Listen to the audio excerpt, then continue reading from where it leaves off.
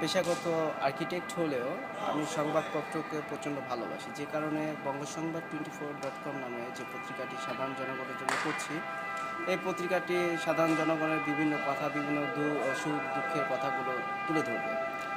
আর বিশেষ করে যারা ইউরোপে আছে, তারা কতটা কষ্টে আছে, তারা কি করছে, এই কথাগুলো তুলে ধরার জন্যই বঙ্গসংবাদ 24.com এর সকল ধরনের সাংবাদিক যারা বিদেশে অবস্থান করছে এবং বিদেশের যারা রিপোর্টার আছে তারা কাজ করে যাবে। আর সরকারের কাছে আবেদন করছি একটি বিষয়, বাংলাদেশ থেকে যে বাংলাদেশি ভাইরা আজ বিদেশে কষ্ট করছে, শ্রম দিচ্ছে, এই ভাইরা যখন বাংলাদেশে যায়, অন্তত এয়ারপোর্টে যাতে কোনো রকম সমস্যা না হয়।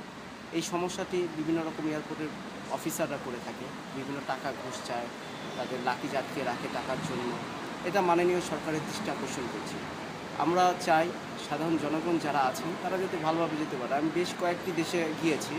আজকে এই অনুষ্ঠানে আমি আসলাম, এসে রাসেল ভাই, জীবন ভাই, এদের অনেকের সাথে আমার দেখা হলো, অনেকের সাথে আমরা কথাবার্তা বললাম। তারা সবাই একটি কমপ্লেন করছে, সাধারণ জনগণ প্রায় সব দেশেরই, গ্রিস, জার্মান, সুইজারল্যান্ড, যেসব দেশেরই জনগণ আছে বাংলাদেশি, তারা সবাই কমপ্লেন করে বাংলাদেশি এয়ারপোর্টে খুব সমস্যা হয়।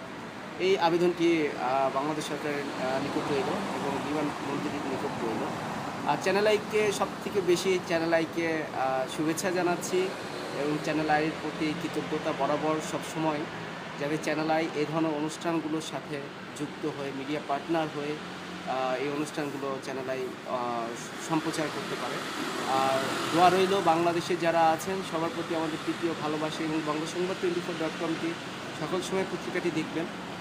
সাধারণ জনগণ এই পত্রিকাটির সাথে আছে এবং আমি প্রকাশক বা সম্পাদক হয়ে বলছি না, আসলে এই পত্রিকার মেসেজগুলো খুব সুন্দর থাকবে, সাধারণ জনগণের জন্য থাকবে, গরিবের জন্য থাকবে, সত্য কথা থাকবে এবং সাহসিকতাও থাকবে।